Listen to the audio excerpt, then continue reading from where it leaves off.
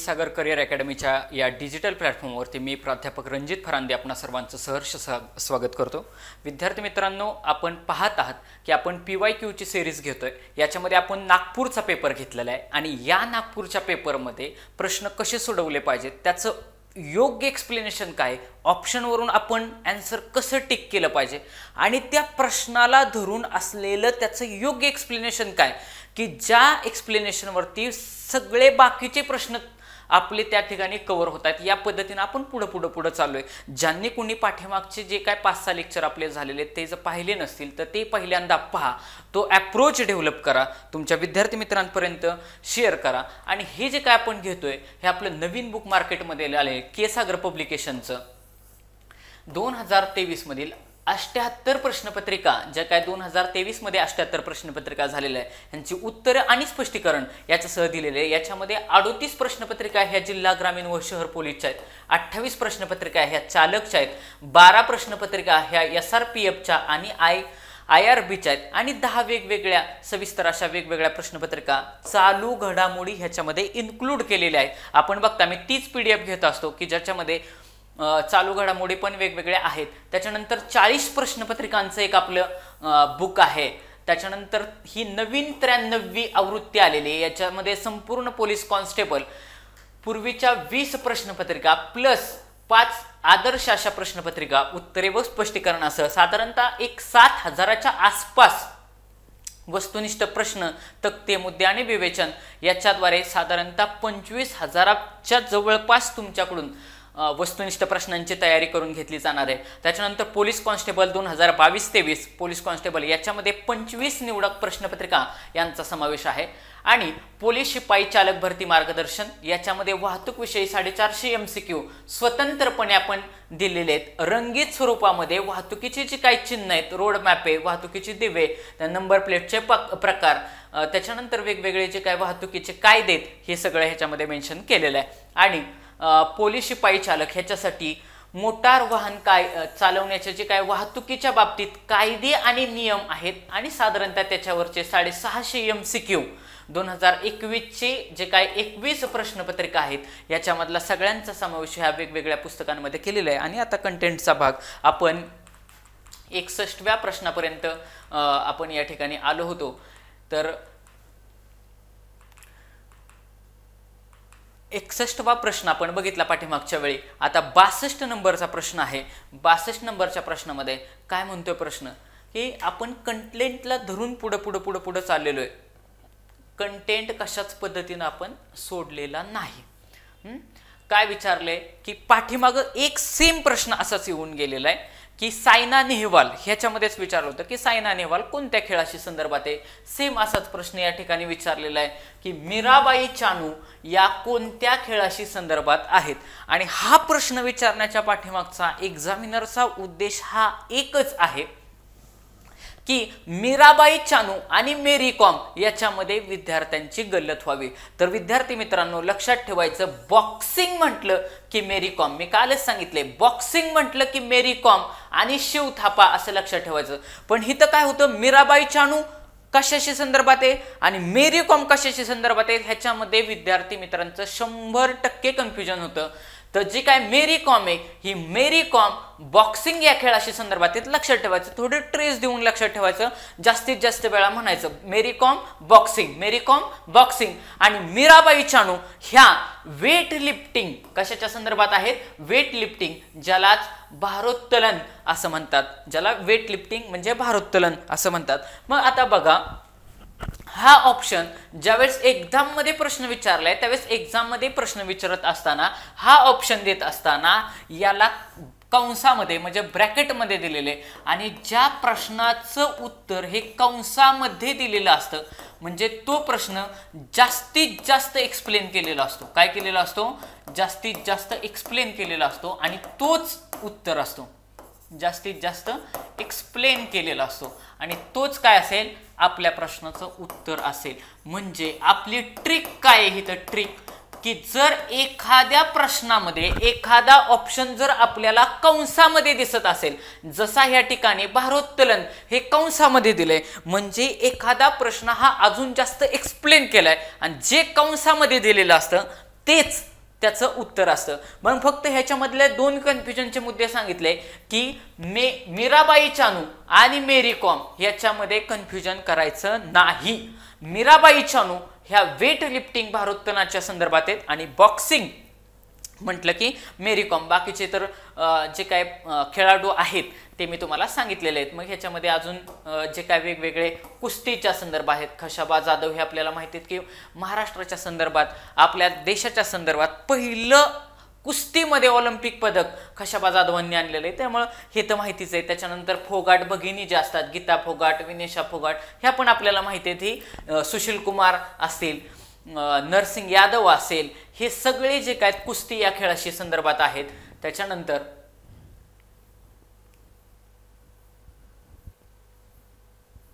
बाकीचे भारोत्तोलन म्हणजे ज्याच्यामध्ये मीराबाई चानू हे घेतलेले आहेत, त्याच्यामधले पण काही जे काही ठराविक फेमस व्यक्ती आहेत हे या ठिकाणी तुम्ही पाहू शकता. तुम्हाला जर वाटलं तर स्क्रीनशॉट घेऊ शकता. आपलं जे काय लेटेस्ट जनरल नॉलेज चालू घडामोडी क्षीरसागर पब्लिकेशनची 82वी आवृत्ती, त्याच्यामधून आपण हा चार्ट घेतलेला आहे. आता पुढचा प्रश्न 63 नंबरचा प्रश्न, काय मराठीचा प्रश्न विचारलेला आहे. काय प्रश्न आहे की सविता या शब्दाला समानार्थी शब्द सांगा. सविता म्हणजे काय?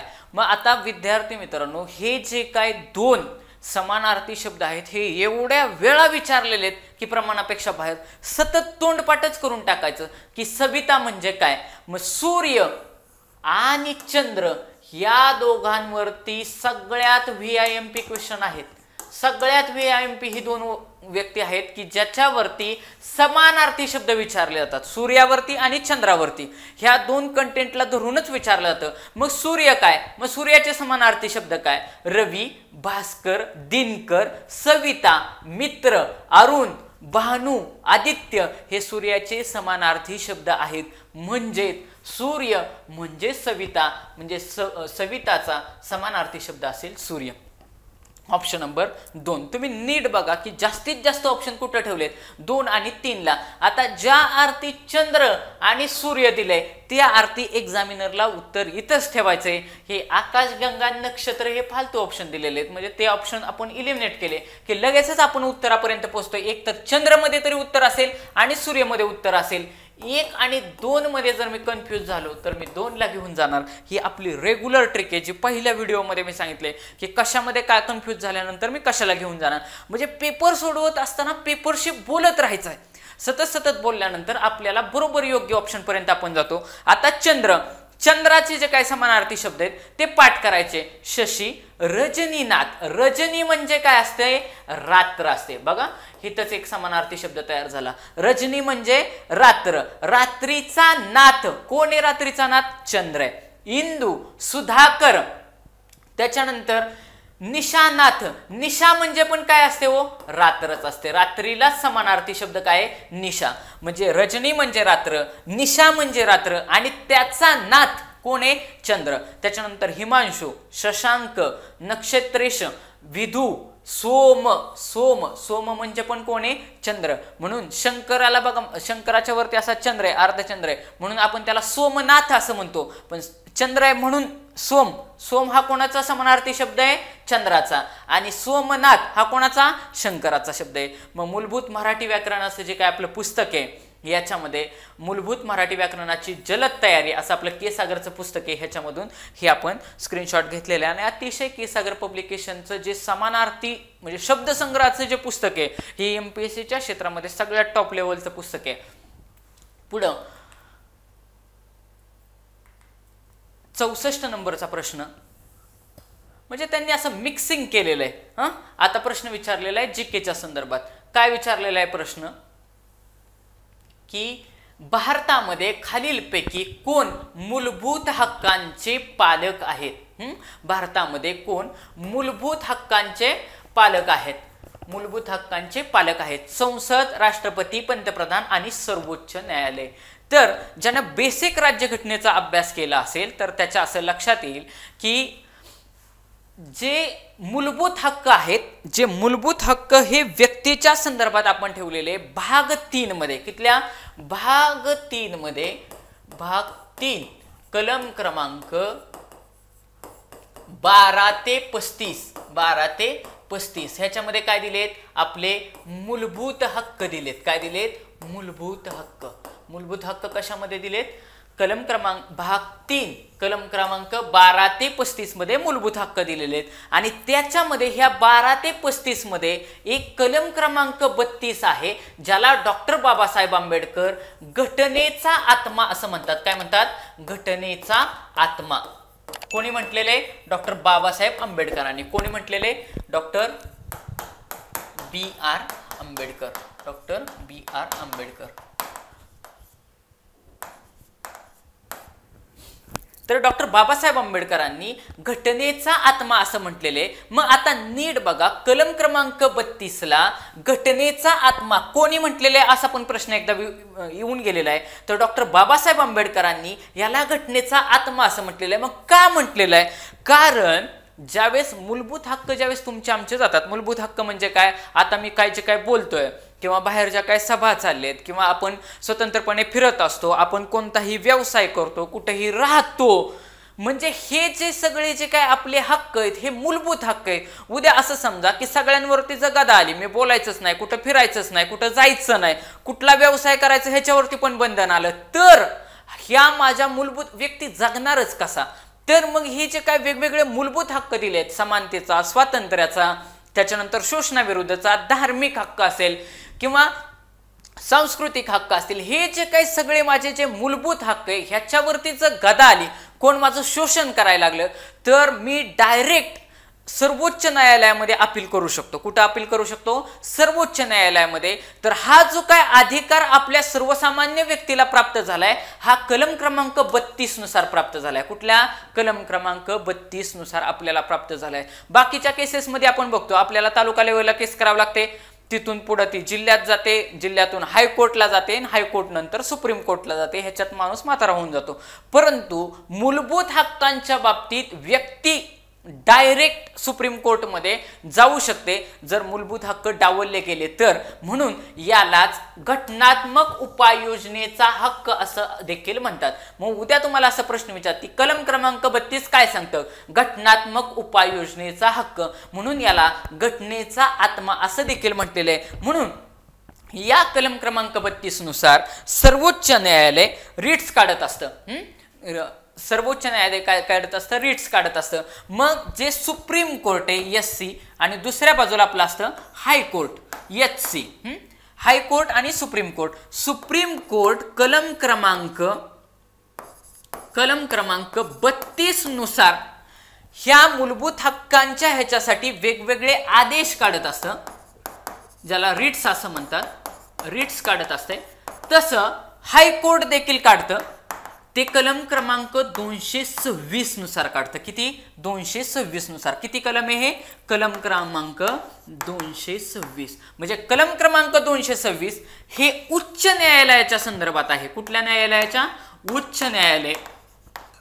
आणि कलम क्रमांक 32 हे सुप्रीम कोर्ट म्हणजे सर्वोच्च न्यायालयाच्या संदर्भात आहे ज्याच्यावरती इथं प्रश्न विचारलाय. म्हणजेच भारतामध्ये खालीलपैकी कोण मूलभूत हक्कांचा पालक आहे तर सर्वोच्च न्यायालय. न्यायालयातच आपल्याला न्याय मिळतो ना. म्हणजेच आपले हक्क जर गेले तर त्या हक्कांचं संरक्षण कोण करणार तर सर्वोच्च न्यायालय आपल्या हक्कांचं संरक्षण करत असतं. मग हे लक्षात ठेवायचं.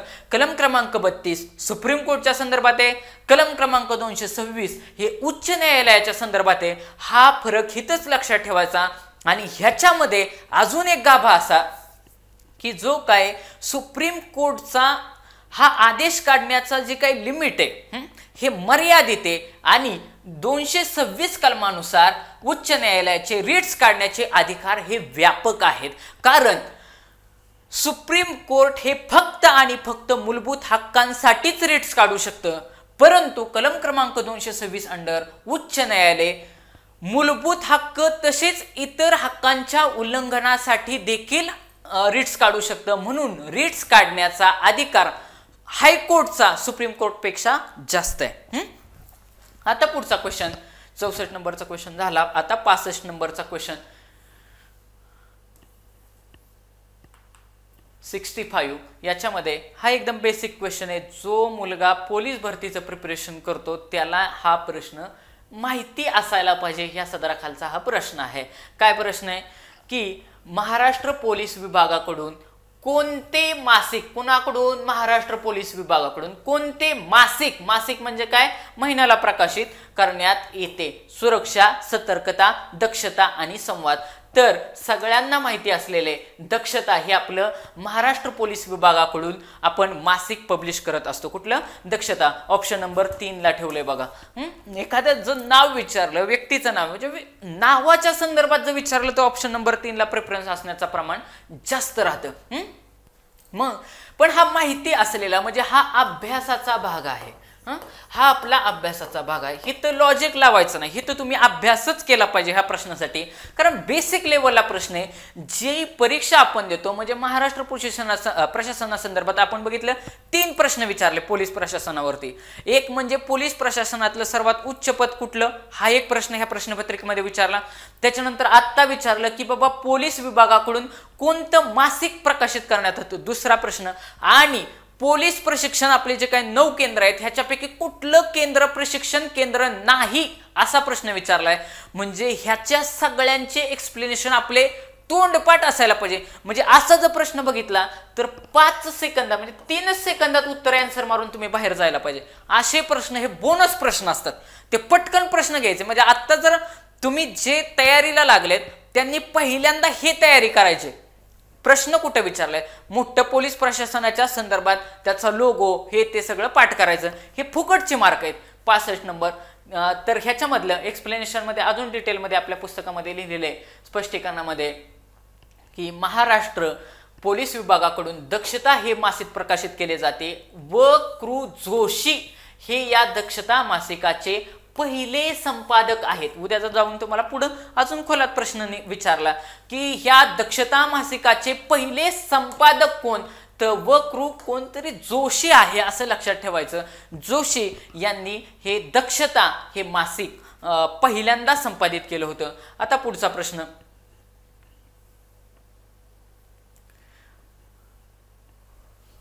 प्रश्न असा आहे की महाराष्ट्राचे राज्यपाल 2020 मध्ये खाली 2020 मध्ये महाराष्ट्राचे राज्यपाल कोण होते असा सरळ सरळ प्रश्न विचारलाय. आणि खाली दिलेत भगतसिंग कोश्यारी वगैरे. त्यावेळेस भगतसिंग कोश्यारी हे महाराष्ट्राचे राज्यपाल होते. परंतु आता करंट अँगलनं तुम्हाला महाराष्ट्राचे राज्यपाल माहिती असणं गरजेची गोष्ट आहे. तर सध्या महाराष्ट्राचे राज्यपाल कोण आहेत, महाराष्ट्राचे खाली कमेंट बॉक्समध्ये सांगा. सध्या महाराष्ट्राचे राज्यपाल हे रमेश बैस साहेब आहेत. कोण? रमेश बैस. श्री रमेश बैस साहेब हे आता महाराष्ट्र राज्याचे कोण आहेत, राज्यपाल आहेत. मग इथं आपण बघितलं की असे प्रश्न महाराष्ट्राचे मुख्यमंत्री कोण, महाराष्ट्राचे राज्यपाल कोण, गृहमंत्री कोण, हे सगळे आपल्याला माहिती असायला पाहिजे. हा झाला करंटचा प्रश्न. हा काय झाला? करंटचा प्रश्न. म्हणजे जर अशा पद्धतीनं सोप्या फॉर्मॅटमध्ये जर पेपर आला तर मॅक्सिमम मार्क्स आपल्याला घेण्याचे चान्सेस आहेत. महाराष्ट्राचे सध्याचे राज्यपाल कोण आहेत? रमेश बैस आहेत, लक्षात ठेवायचं.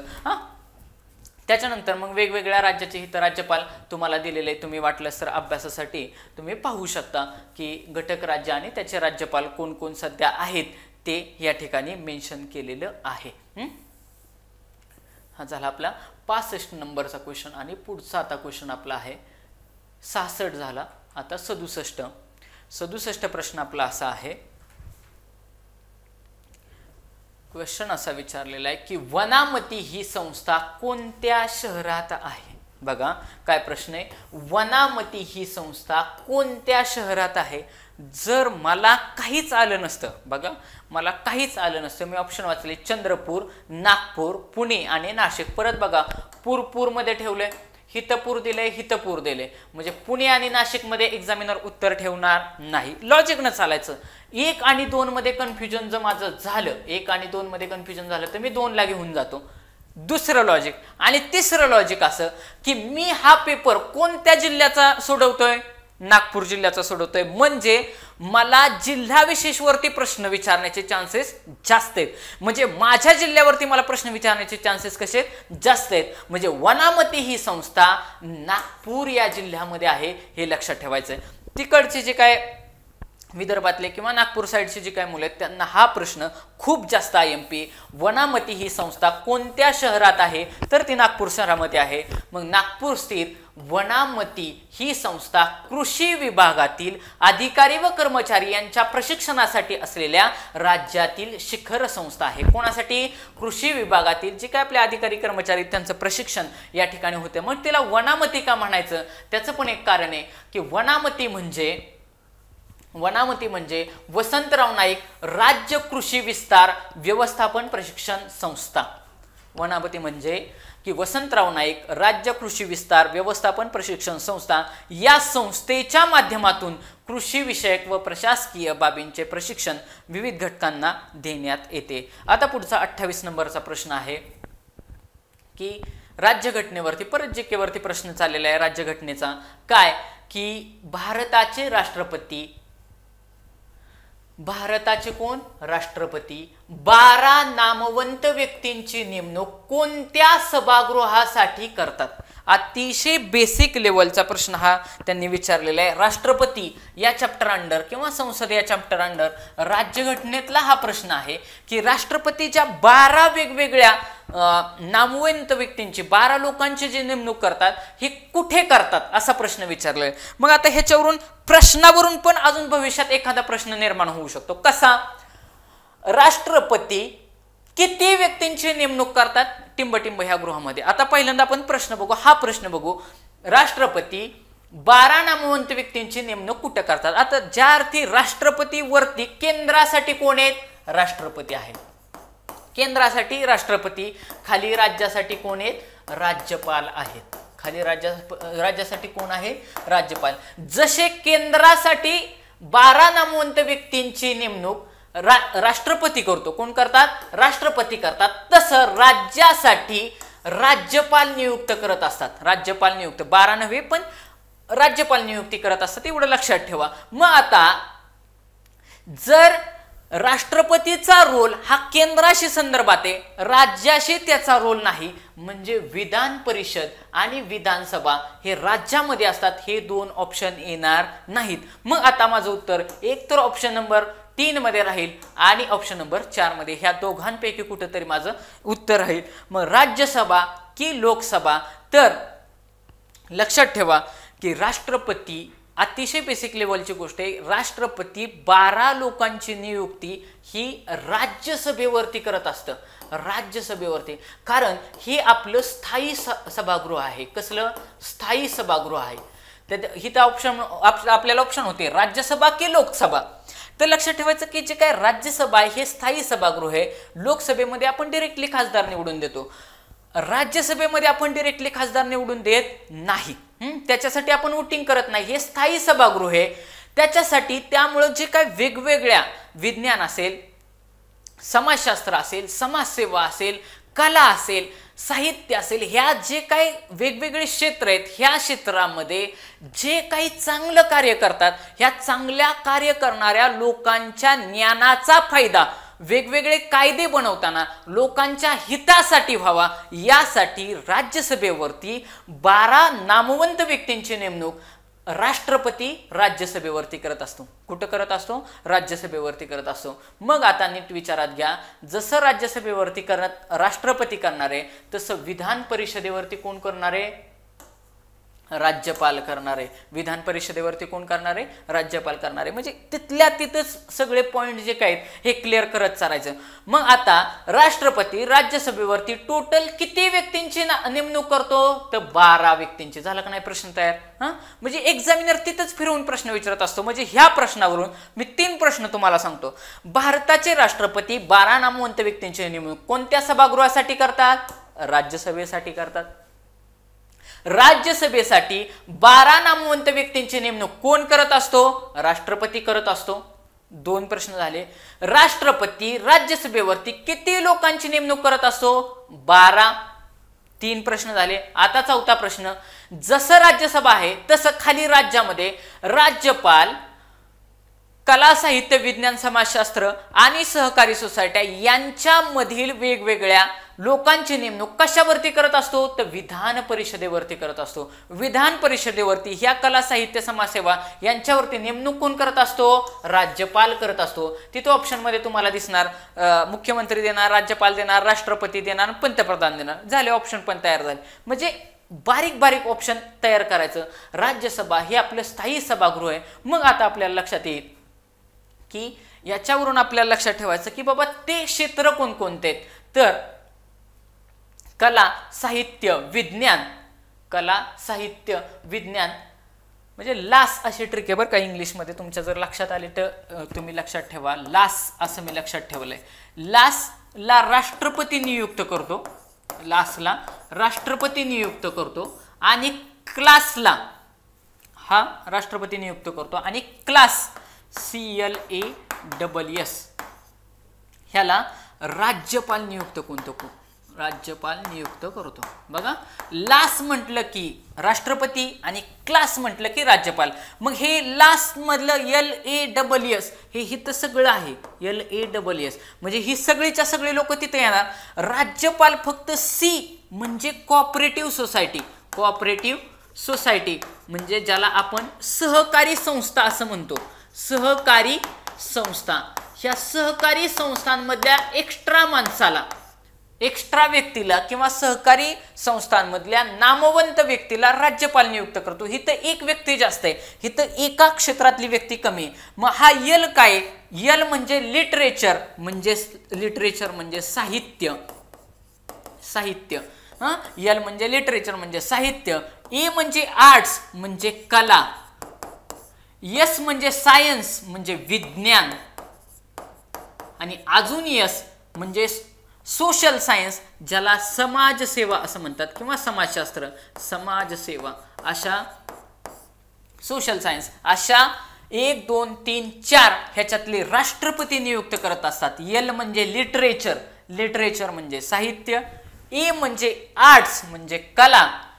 यस म्हणजे सायन्स म्हणजे विज्ञान आणि यस म्हणजे सोशल सायन्स समाजसेवा म्हणजे साहित्य, कला, विज्ञान आणि समाजसेवा किंवा समाजशास्त्र याच्यामध्ये राष्ट्रपती नियुक्त करत असतात. आणि इथं क्लासमध्ये फक्त C एक्स्ट्रा ऍड झालाय. हा C म्हणजे काय? Cooperative society. कोऑपरेटिव्ह सोसायटी म्हणजे सहकारी संस्था, म्हणजे सहकारी संस्था साहित्य, कला, विज्ञान आणि समाजशास्त्र यांच्यातील राज्यपाल नियुक्त करत असतो. इथं कोण? राज्यपाल. ही राज्याच्या संदर्भात रचना आहे, ही केंद्राच्या संदर्भात रचना आहे, ही राज्यसभेवरती येणार आणि हे विधान परिषदेवरती येणार.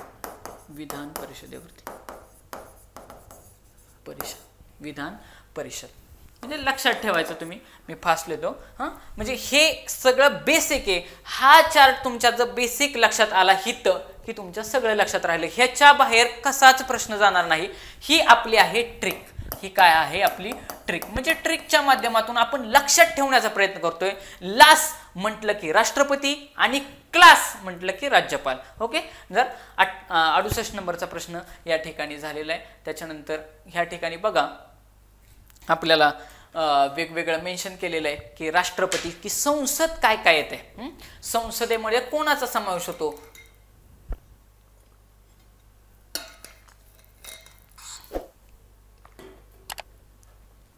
आता संसद तुम्हाला थोडं समजून सांगतो. आले त्या अनुषंगाने तर संसद सांगून टाकतो.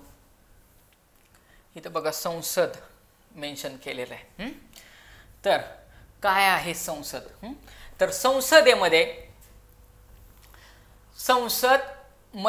राज्यसभा, लोकसभा आणि राष्ट्रपती ह्या तिघांची रचना होते. संसद म्हटलं की राज्यसभा, लोकसभा आणि राष्ट्रपती. तर मग ह्याची एक ट्रिक आहे, कलम लक्षात ठेवायची. सरला असं लक्षात ठेवायचं. काय? सरला. सरला. सरला. स म्हणजे संसद. स म्हणजे काय? संसद. स म्हणजे संसद. र म्हणजे राज्यसभा, राज्यसभा आणि ल म्हणजे लोकसभा, लोकसभा. सरला. सरला असं लक्षात ठेवायचं. संसद, राज्यसभा, लोकसभा आणि त्याची आता जे काही कलम आहेत ही कलम लगेचच लक्षात राहतील. लाईनीनेच कलम आहेत. 79, 80, 81. म्हणजे कलम क्रमांक 79 सरलामध्ये सरला याच क्रमाने लक्षात ठेवायचा, सरला याच क्रमाने लक्षात ठेवायचं। स म्हणजे संसद, र म्हणजे राज्यसभा, ल म्हणजे लोकसभा, स म्हणजे संसदेत 79 80 81 79 80 81। मग इथं लिहा 79 म्हणजे संसद, राज्यसभा म्हणजे 80 आणि लोकसभा म्हणजे 81 आणि कलम क्रमांक 52 ला राष्ट्रपती आहेत। कलम क्रमांक 52 ला राष्ट्रपती आहेत। म्हणजे बऱ्यापैकी सगळी कलम मी तुम्हाला सांगितलेली आहेत। मग आता बघा संसद ट्रिक काय आपली, ही आपली ट्रिक आहे, ही आपली ट्रिक आहे, ही आपली ट्रिक आहे। काय ट्रिक आहे? सरला संसद, राज्यसभा, लोकसभा, कलम क्रमांक 79 80 81 राष्ट्रपती 52। मग आता लोकसभेची रचना आणि राज्यसभेची रचना असं सांगितलेलं आहे। थोडं काय आहे लोकसभेची रचना, तर लोकसभेमध्ये सध्या कमाल किती सदस्य संख्या आहे? कमाल 550 सदस्य। आता एक तर इलेक्शन आलेले आहे, त्याच्यामुळे हित प्रश्न विचारण्याचे चान्सेस खूप जास्त आहेत। त्यामुळे हे लक्षातच ठेवायचं की लोकसभेची कमाल सदस्य संख्या म्हणजे लोकसभेमध्ये 550 खासदार बसतात। किती बसतात? 550 खासदार बसतात। आणि राज्यसभेमध्ये 250 खासदार बसतात। किती बसतात? 250। ही कमाल संख्या आहे। कमाल म्हणजे काय? जास्तीत जास्त, जास्तीत जास्त, जास्तीत जास्त हिथं 550 बसतात, हिथं जास्तीत जास्त 250 बसतात। सध्या लोकसभेमध्ये किती आहेत? 543। म्हणजेच आणि अधिक 2 अँग्लो इंडियन, पण तो अँग्लो इंडियन कॅन्सल केलाय, त्यामुळे 543 आहे। कार्यकाळ असतो 5 वर्षांचा, ह्याला कनिष्ठ सभागृह असं देखील म्हटलं जातं। आणि आपण जी काय आपली प्रौढ मतदान पद्धती आहे, गुप्त मतदानद्वारे थेट जनतेकडून हे आपण खासदार नियुक्त केले जातो। मग लोकसभा म्हटलं की बघा सरला लक्षात ठेवा, सरला संसद, राज्यसभा, लोकसभा 79 80 81 राष्ट्रपती कलम क्रमांक 52, कलम क्रमांक 52 राष्ट्रपती लक्षात राहिले। आता लोकसभेच्या रचनेमध्ये जर मी विचारलं मध्ये लोकसभेमध्ये जास्तीत जास्त किती सदस्य असतात? खासदार विचारणार नाहीत, ते कसं विचारणार? लोकसभेमध्ये जास्तीत जास्त किती सदस्य असतात? 550 550। सध्या किती आहेत? 543 आहेत। किती आहेत? 543। कालावधी किती? सरकार आपलं आता मोदींचं सरकार आहे, किती वर्षांसाठी? आपल्या देशाचे पंतप्रधान आहे, किती वर्षांसाठी निवडणूक होणार आहे? ते तिथं सपोज आता पाठीमागची जी काही टर्म आहे ही त्यांची होती। मग त्यावेळी मोदीजींच्या सरकारमध्ये की त्या टर्म मध्ये ते किती वर्ष होते? 5 वर्षासाठी। त्याच्यावरून लक्षात ठेवायचा कार्यकाळ हा कितीचा आहे? 5 वर्षांचा आहे। निवडणूक कशी होणार आहे? थेट जनतेकडून होणार आहे। आता राज्यसभेच्या संदर्भात बघा, राज्यसभेमध्ये जास्तीत जास्त किती इथं? 250। तिकडं किती? 550। इकडं किती? 250। त्याच्यानंतर आता सध्या किती? 245। मग ह्या 245 ची फोड कशी केली? 245 ची फोड अशी केलेली आहे की त्याच्यामध्ये 233 हे निर्वाचित आहेत, म्हणजे निवडून दिलेले आहेत कोणीतरी, आणि 12 जणांची आता आपण पाहिलं नियुक्ती केलेली आहे। कळलं? मग 233 अधिक 12 केलं की बरोबर 245 चा आकडा होतो, की जे आता आपले सध्या आहेत। बघा सध्या आहेत। मग प्रश्न तिथं नीट बघायचा की प्रश्न काय विचारलाय, सध्याचं विचारलंय की कमाल विचारलंय? कमाल म्हणजे जास्तीत जास्त किती पाहिजेत, त्याच्या पलीकडे जाणार नाही। मग जास्तीत जास्त किती पाहिजेत? 250 पाहिजेत। पण सध्या 250 आहेत का? नाही, त्याला पण 5 कमी आहेत। किती आहेत? 245 आहेत। मग ह्या 245 ची फोड कशी होईल? 233 अधिक 12 एवढं होईल। जसं हे कनिष्ठ सभागृह आहे, तर कनिष्ठचा विरुद्धार्थी शब्द काय आहे? वरिष्ठ। कनिष्ठचा विरुद्ध झाला, माझा एक मराठीतला शब्द पण पाठ झाला। कनिष्ठचा विरुद्धार्थी शब्द आहे वरिष्ठ। मग हे कनिष्ठ सभागृह आहे, तर हे वरिष्ठ सभागृह आहे। त्याच्यानंतर हे मी मगाशी सांगितलं की हे तुम्हाला कायमस्वरूपी सभागृह आहे, ज्याला स्थायी सभागृह असं म्हणतात, कारण प्रतिनिधींची निवड ही अप्रत्यक्षरित्या होत असते। राष्ट्रपती, साहित्य, शास्त्र, कला आणि समाजसेवा याच्यातील विशेष ज्ञान असलेल्या आणि व्यावहारिक अनुभव असलेल्या 12 सदस्यांची नियुक्ती केली जाते। आणि हे सगळ्यात VIMP वाक्य आहे काय? दर 2 वर्षांनी, किती वर्षांनी? दर 2 वर्षांनी 1/3 सदस्य म्हणजे किती? 1/3, 1/3 म्हणजे 1/3 1/3 किती? दर 2 वर्षांनी किती दर 2 वर्षांनी 1/3 सदस्य निवृत्त होतात व त्यांच्या जागी नवीन सदस्य निवडून दिले जातात किंवा नियुक्त केले जातात. आपलं स्मॉलेज जनरल स्टडी नॉलेजचं जे काय बुक आहे त्याच्यामधून हा चार्ट घेतलेला आहे. नीट बघा. संसद 79, 80, 81, संसद, राज्यसभा, लोकसभा, राष्ट्रपती कलम क्रमांक 52, इकडं 550, इकडं 250, इकडं सध्या सदस्य आहेत 543, इकडं आहे 245, कनिष्ठ सभागृह, वरिष्ठ सभागृह, कार्यकाळ इकडचा 5 वर्ष, इकडं कार्यकाळ नाही, साधारणतः 6 वर्षासाठी. किती? 6 वर्षासाठी सदस्याची नियुक्ती होते. पण दर 2 वर्षांनी, हे सगळ्यात महत्वाचं वाक्य तिथं विचारतात, किती वर्षांनी? दर 2 वर्षांनी. किती सदस्य? 1/3 म्हणजे 1/3 सदस्य निवृत्त होतात. निवृत्त झाले की परत त्यांना भरलं, नवीन ह्यांना संधी दिली जाते. त्यांची ज्या जागा रिक्त होणार तेवढ्या परत नव्याने भरल्या जाणार आणि ज्या जागा नव्याने भरल्या जाणार त्यांची एक तर नियुक्ती केली जाणार किंवा निवडून झालं. असं सगळीच्या सगळी संसद मी तुमच्यासह कलमासह, कलमाच्या ट्रिकसह तुमच्या समोर मांडलेली आहे. तर आता पुढचा प्रश्न, तुम्हाला ज्यांना स्क्रीनशॉट काढायचा असेल ते स्क्रीनशॉट पण काढून घेऊ शकता की जेणेकरून तुमच्या थोडं पॉज करायचा व्हिडिओ आणि ऐकायचं, थोडं मनन करायचं, आठवायचं. आता बघा, मी एक ट्रिक सांगितली चांगली. सरला संसद, राज्यसभा, लोकसभा 79, 80, 81, कलम क्रमांक 52, राष्ट्रपती झालं पाठ. हितच तर पाठ झालं. ह्या सगळ्या कलमांवरती पोलीस भरतीच काही MPSCने पण प्रश्न विचारले. म्हणजे आपला पॅरलली अभ्यास वर वर वर वर जात असतो. ज्यावेळेस आपण पोलीसचा चांगला अभ्यास करतो, जी चांगला अभ्यास करणारे पोलीस मधली मुलं आहेत ना, तीच पोरं पुढं जाऊन डिपार्टमेंटल PSI झालेली आहेत बरं का. हे उदाहरण आहे. आता नेक्स्ट क्वेश्चन आपला असा आहे, 69 नंबरचा क्वेश्चन आहे. आता मराठीला हात घातला बघ त्यांनी. मराठीचा प्रश्न विचारलेला आहे. काय प्रश्न आहे की अष्टपैलू या शब्दाचा अर्थ काय? अष्टपैलू या शब्दाचा अर्थ काय होतो? आता ऑप्शन वाचत येऊ. 8 अष्टपैलू. पैलू म्हटलंय का पैलवान म्हटलंय? काहीतरी उगाच ऑप्शन दिलेला आहे, ऑप्शन गेला. आठवडा, संबंधच नाही. आठवड्याचा आणि अष्टपैलूचा संबंध आहे. 8 कोण असलेले, जसं 4 कोण असलेला चौकोन, 6 कोण असलेला षटकोन, तसा तो अष्टकोन असा आहे का? नाही. 8 कोण असं येऊ शकत नाही. सर्व गुण संपन्न, बघा ऑप्शन फिट बसला. अष्टपैलू व्यक्तिमत्व आपण म्हणतो. ते व्यक्तिमत्व कसं आहे? अष्टपैलू व्यक्तिमत्व आहे. छत्रपती शिवाजी महाराजांना आपण म्हणतो अष्टपैलू व्यक्तिमत्व, म्हणजे कसं? सर्व गुण संपन्न असं असलेलं व्यक्तिमत्व. मग हे काय की याच्यासारखी सेम शब्द हित आपण दिलेले आहेत की बाबा अजून काय काय काय काय तुम्हाला विचारलं जाऊ शकतं.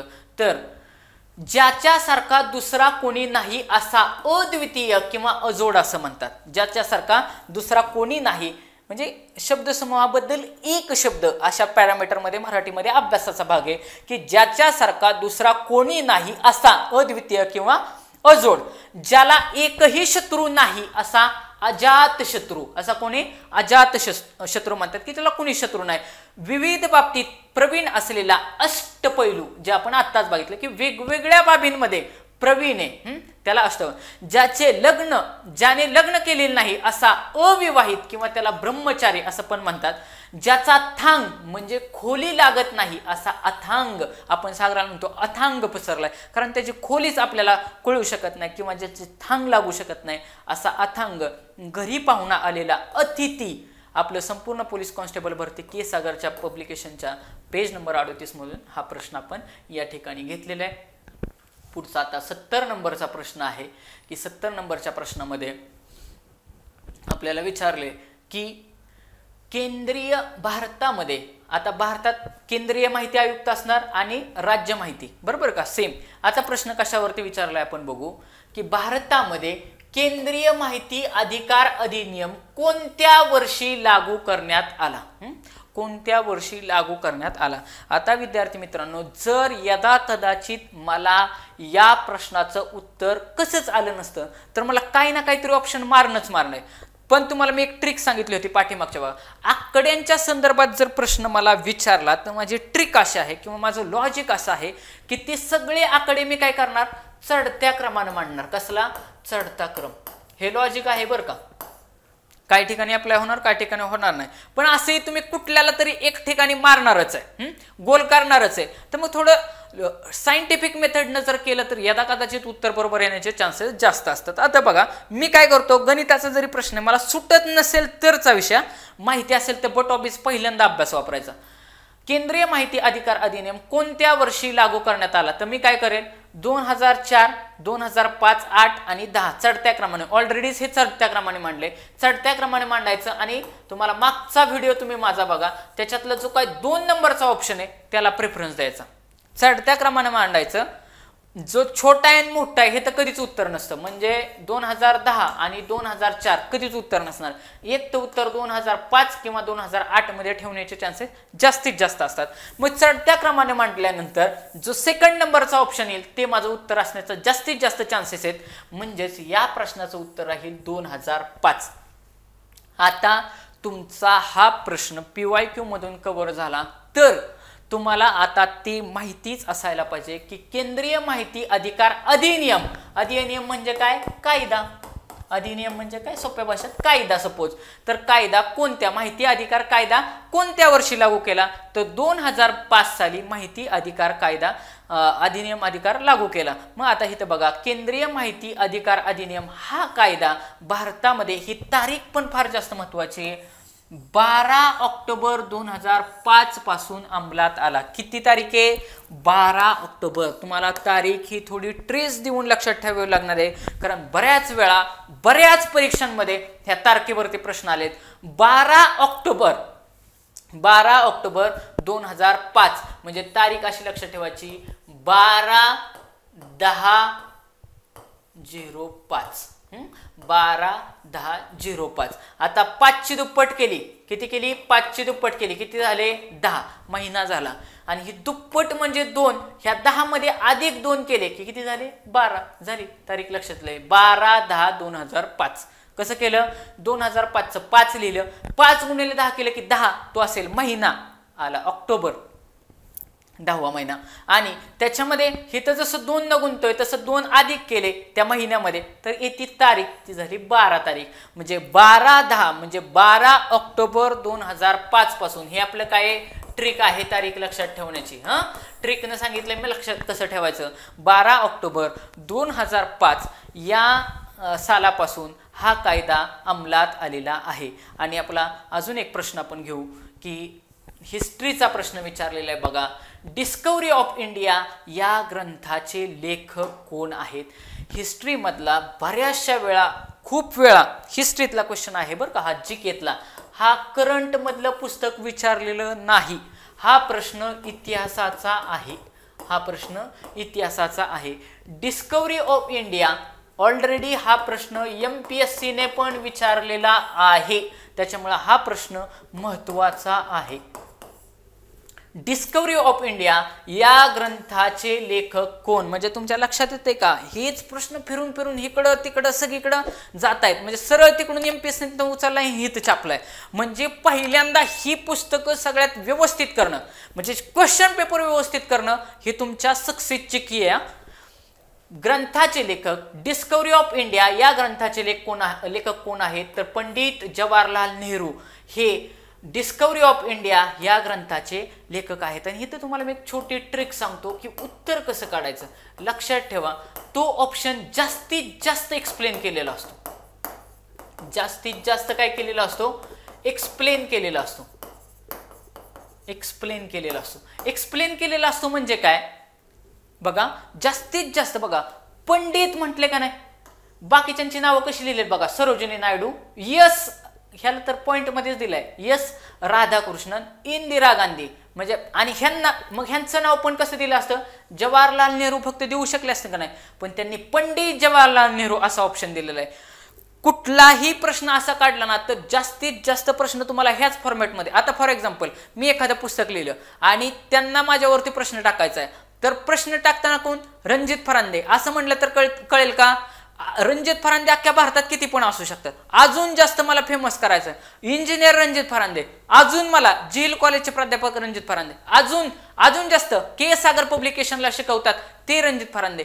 म्हणजे माझ्या नावाच्या पुढे काहीतरी जोडणार की के सागर पब्लिकेशनला जे शिकवतात ते रणजित फरांदे सर यांनी असं पुस्तक लिहिले. म्हणून पंडित, डॉक्टर, अशा जी काय राव बहादूर अशी नावं त्यांच्या समोर लावली जातात की जेणेकरून तीच व्यक्ती पर्टिक्युलर आपल्याला व्हावी, तीच व्यक्ती कळावी, ह्यासाठी असं दिलेलं असतं. म्हणून डिस्कव्हरी ऑफ इंडिया या ग्रंथाची इथून पुढे लक्षात ठेवायचं, discovery of India Pandit Jawaharlal Nehru यांनी लिहिलेले. आणि प्रश्न बघितला की प्रश्नच उत्तर सांगतोय की मी उत्तर आहे. तुम्ही ऑप्शन कसे बघता, आता बघा इथं एस राधाकृष्ण, असे एस राधाकृष्ण कितीतरी असतील.